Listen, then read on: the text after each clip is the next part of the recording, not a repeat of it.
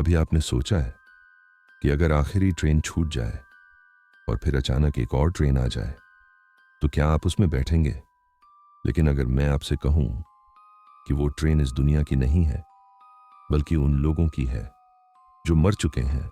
आज की ये कहानी है एक ऐसे लड़के की जो अपनी बीमार मां के लिए रात के अंधेरे में स्टेशन पहुंचा, लेकिन गलती से चढ़ गया मौत की ट्रेन में। एक ऐसी ट्रेन जो कभी नहीं रुकती, जहां बैठे हैं जले हुए, कुचले हुए और तड़प कर मरे हुए लोग। और अगर कोई जिंदा इंसान उस ट्रेन में चढ़ जाए तो वो या तो वहां फंस जाता है या फिर उसे खा लिया जाता है। तो तैयार हो जाइए एक ऐसी डरावनी कहानी के लिए जो सिर्फ डराएगी नहीं बल्कि आपकी रूह को भी हिलाकर रख देगी। ये है मौत की ट्रेन। अक्टूबर की ठंडी हवा में उस रात कुछ अजीब सा घुला हुआ था। आसमान में आधा चांद बादलों के पीछे छुपा हुआ था और स्टेशन के पास की सड़क पर पीली स्ट्रीट लाइटें ऐसे जल रही थीं जैसे किसी डरावने सपने की रोशनी हो। मैं मास्टर मोशाय के घर के बाहर खड़ा था, कंधे पर अपना पुराना बैग टांगे हुए। मास्टर मोशाय की आवाज में चिंता साफ झलक रही थी। आज मत जाओ बेटा, सुबह निकल जाना। मैंने सिर हिलाया। नहीं मास्टर मोशाय, आज ही जाना पड़ेगा। मां की तबीयत बहुत खराब है। थोड़ी देर पहले फोन आया था, शायद अस्पताल में भर्ती करना पड़े। उन्होंने मेरी तरफ देखा जैसे कुछ कहना चाहते हों, लेकिन रुक गए। फिर बोले, ठीक है लेकिन देर मत करना, 8 बजे की आखिरी लोकल है। घड़ी देखी 7:40 हो चुके थे। मैं पकड़ लूंगा, मैंने कहा, लेकिन मास्टर मोशाय के चेहरे पर डर था। अचानक उन्होंने मेरा हाथ पकड़ लिया और लगभग मुझे घसीटते हुए गेट के बाहर ले आए। जल्दी निकलो, किसी भी हाल में देर मत करना। मैं हैरान था, आज उनके व्यवहार में कुछ अलग था। सड़क किनारे में टोटो का इंतजार करने लगा। ठंडी हवा के साथ अजीब सी सन्नाटा भरी खामोशी थी। थोड़ी देर बाद एक टोटो मेरे सामने आकर रुका। कहां जाना है? स्टेशन। बैठ जाइए। मैं बैठ गया। टोटो आगे बढ़ा। ड्राइवर गुनगुनाते हुए कोई पुराना बंगाली गाना गा रहा था। उसकी आवाज में एक अजीब सी बेसुरी मिठास थी। कुछ दूर जाने के बाद मुझे महसूस हुआ कि टोटो बहुत तेज चल रहा है। भैया जरा धीरे चलाओ, सड़क ठीक नहीं है। वही है, हंस दिया। चिंता मत कीजिए, रोज इसी रास्ते से चलता हूं। सड़क वाकई बहुत खराब थी, गड्ढों से भरी हुई। अचानक सामने एक बूढ़ा आदमी साइकिल से जा रहा था। टोटो ने अचानक ब्रेक नहीं लगाया तो एक टक्कर मार दी। अरे! बूढ़ा आदमी सड़क पर गिर पड़ा। उसका सिर पत्थर से टकराया और खून बहने लगा। मैं तुरंत टोटो से कूद गया। क्या कर रहे हो तुम? मैं उस बूढ़े आदमी के पास गया। बाबा, आप ठीक हैं? वह कराहते हुए बोला। सिर में चोट लगी है बेटा। टोटो वाला बेपरवाह था। अरे, ये सब तो होता रहता है। मुझे गुस्सा आ गया। अगर कुछ हो गया तो? इंसान की जान की कोई कीमत नहीं। बूढ़े आदमी ने मेरा हाथ पकड़ा। छोड़ो बेटा, मैं ठीक हूं। उसकी आंखों में दर्द था लेकिन वह फिर भी मुस्कुरा रहा था। मैं टोटो वाले से बोला, अब धीरे चलाना। वह चुपचाप बैठा रहा। कुछ देर बाद स्टेशन पहुंचे। मैंने घड़ी देखी, 8:30 बज चुके थे। अरे, ट्रेन निकल गई। स्टेशन पर सन्नाटा था। टिकट काउंटर बंद था। मैं भागकर प्लेटफॉर्म पर गया लेकिन कोई ट्रेन नहीं थी।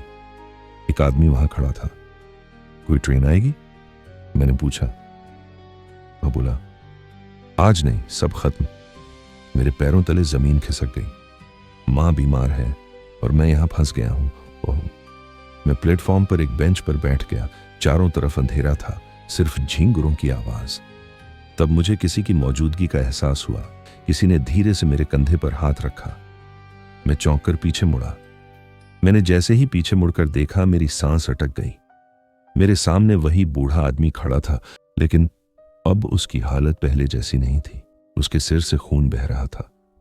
कपड़े फटे हुए थे। आंखों में एक अजीब सी खालीपन भरी चमक थी।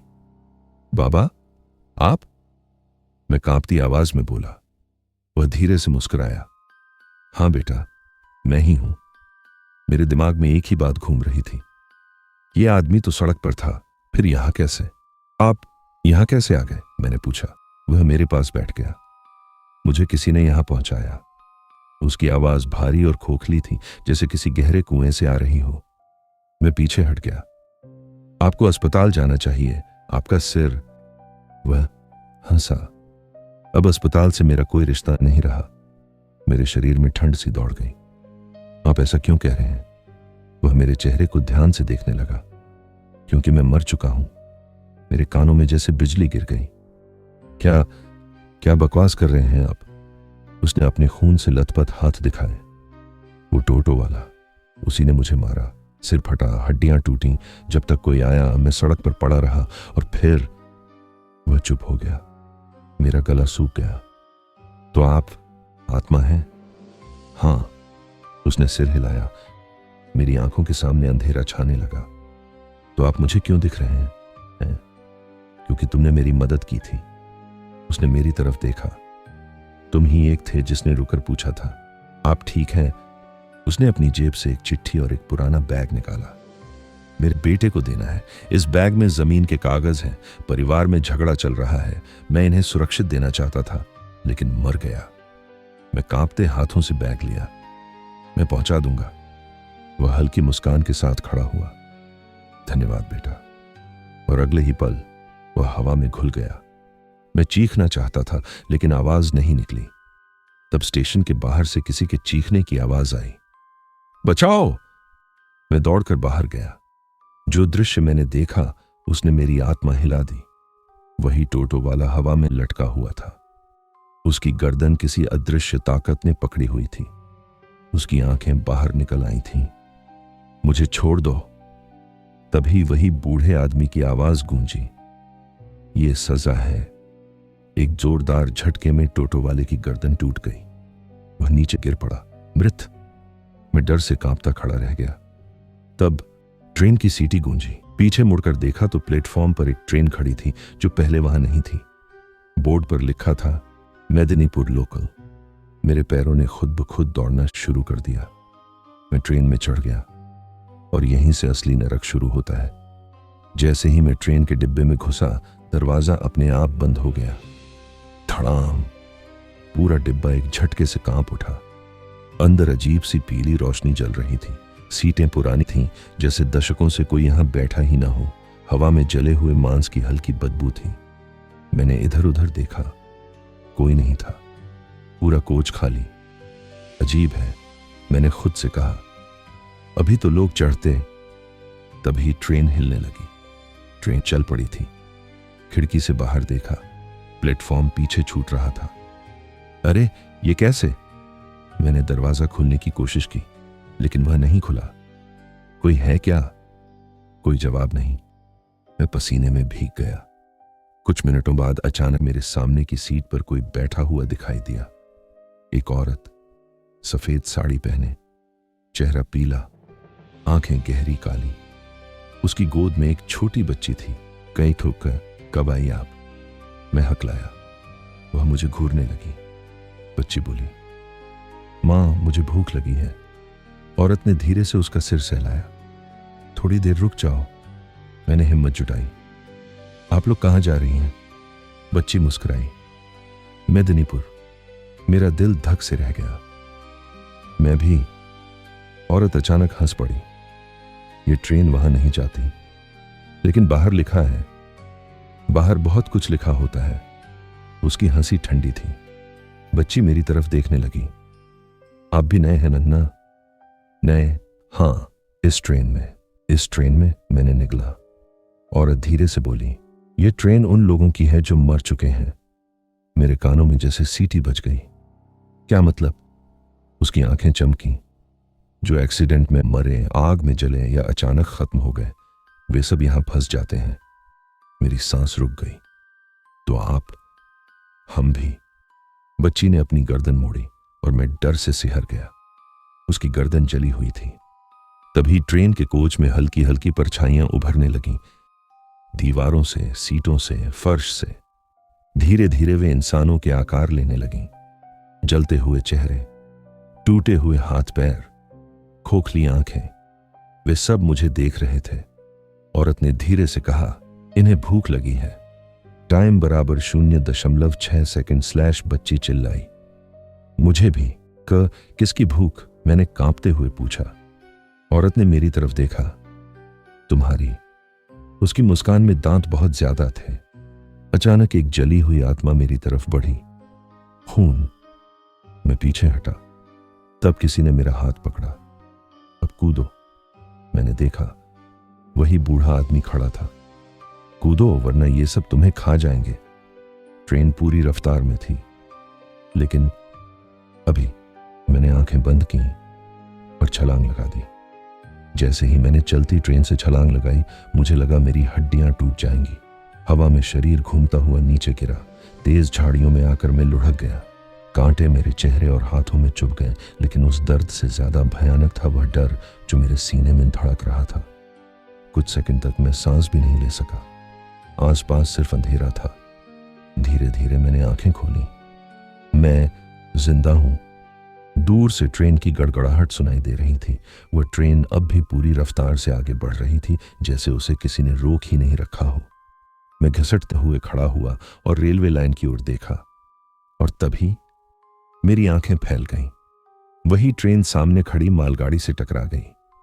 धड़ाम! आसमान तक आग की लपटें उठ गईं। दोनों ट्रेनें धू धू कर जलने लगीं। लोगों की चीखें, जलते शरीर, भयानक आवाजें। पूरा इलाका नरक बन गया। मैं घुटनों पर गिर गया। अगर मैं वहां होता, मेरे पूरे शरीर में कंपकंपी दौड़ गई। तब मैंने महसूस किया मेरे सामने कोई खड़ा है। मैंने सिर उठाया। वही बूढ़ा आदमी। अब वह खून से भरा नहीं था। चेहरा शांत था, आंखों में हल्की रोशनी। तुम बच गए, उसने कहा। आपने मुझे बचाया? नहीं, वह मुस्कुर आया। तुमने खुद को बचाया अपनी अच्छाई से। मैं रो पड़ा। वो लोग ट्रेन में, वे सब पहले ही मर चुके थे। उस ट्रेन का एक्सीडेंट आज होना था। उनकी आत्माएं वहीं फंसी थीं। मैं कांप गया। और तुम गलती से चढ़ गए थे। उसने मेरे हाथ में बैग की ओर देखा। अब मेरा काम पूरा करना है। कुछ समय बाद मैं एक छोटे से घर के सामने खड़ा था। एक आदमी बाहर निकला। आप कौन? ये आपके पिता ने भेजा है। उसने बैग खोला। कागज देखते ही उसकी आंखें भर आईं। पिताजी, मैं सब समझ गया। उस बूढ़े आदमी की आत्मा धीरे से मुस्कुराई और हवा में विलीन हो गई। उस आदमी के हाथ में जैसे ही उसके पिता के जमीन के कागज आए, उसके चेहरे का भाव बदल गया। उसकी आंखों से आंसू बहने लगे। पिताजी, आप सच में इन्हें मुझे देने आ रहे थे? वह फर्श पर बैठ गया और सिर झुका लिया। हमने आपको गलत समझा, सिर्फ पैसों के लिए। मैं कुछ नहीं बोला। मेरे दिमाग में अब भी जलती ट्रेन, चीखते भूत और वह बच्ची घूम रही थी। मैं बाहर निकल आया। सड़क पर ठंडी हवा चल रही थी। अचानक मुझे पीछे से एक जानी पहचानी आवाज सुनाई दी। बेटा। मैं मुड़ा। वही बूढ़ा आदमी। अब वह बिल्कुल सामान्य दिख रहा था। सफेद कपड़े, शांत चेहरा। आप? अब मैं जा सकता हूं। मैंने उसके पैर छूने चाहे, लेकिन उसने हाथ पकड़ लिया। तुमने मुझे इंसाफ दिलाया, यही काफी है। वो ट्रेन, वो आत्माएं, वे सब लोग थे जिनकी मौत अचानक और दर्दनाक हुई थी। उनकी आत्माएं उस ट्रेन में फंसी थीं। जब तक एक्सीडेंट न हो, वे मुक्त नहीं हो सकते थे। मैं कांप गया। तो वे लोग खाने क्यों आ रहे थे मुझे? क्योंकि जीवित इंसान की ऊर्जा उन्हें थोड़ी देर की शांति देती है। मेरी रूह कांप गई। अगर मैं कूद नहीं पाता तो तुम भी उसी ट्रेन का हिस्सा बन जाते। मैंने आंखें बंद कर लीं। तो आप मुझे क्यों बचाने आए? उसने मेरी आंखों में देखा। क्योंकि तुमने मुझे सड़क पर मरते समय इंसान की तरह देखा था, बोझ की तरह नहीं। उसकी आवाज भारी हो गई। अच्छाई कभी बेकार नहीं जाती बेटा। धीरे धीरे उसका शरीर रोशनी में बदलने लगा। अब मेरा समय हो गया। आप फिर मिलेंगे? मैंने पूछा। वह मुस्कुराया। जब किसी और को मदद की जरूरत होगी। और वह गायब हो गया। कई साल बीत गए। आज भी जब रात में ट्रेन की सीटी सुनता हूं, मेरा दिल कांप जाता है। कभी कभी मुझे लगता है कोई ट्रेन अब भी चल रही है, जिसमें सिर्फ मरे हुए लोग बैठे हैं। और अगर कोई गलती से चढ़ जाए तो शायद कोई और आत्मा उसे बचाने आए, जैसे उस रात मुझे बचाया गया। तो अगर आपको रहस्यमयी कहानियां, डरावनी घटनाएं और सच्ची झूठी के बीच की यह अजीब दुनिया पसंद है तो अभी इस वीडियो को लाइक कर दीजिए और ऐसे ही शानदार हॉरर स्टोरीज के लिए हमारे चैनल को सब्सक्राइब कर लीजिए, क्योंकि यहां हर कहानी आपको सिर्फ डराएगी नहीं बल्कि आपके दिमाग में एक नया सवाल छोड़ जाएगी।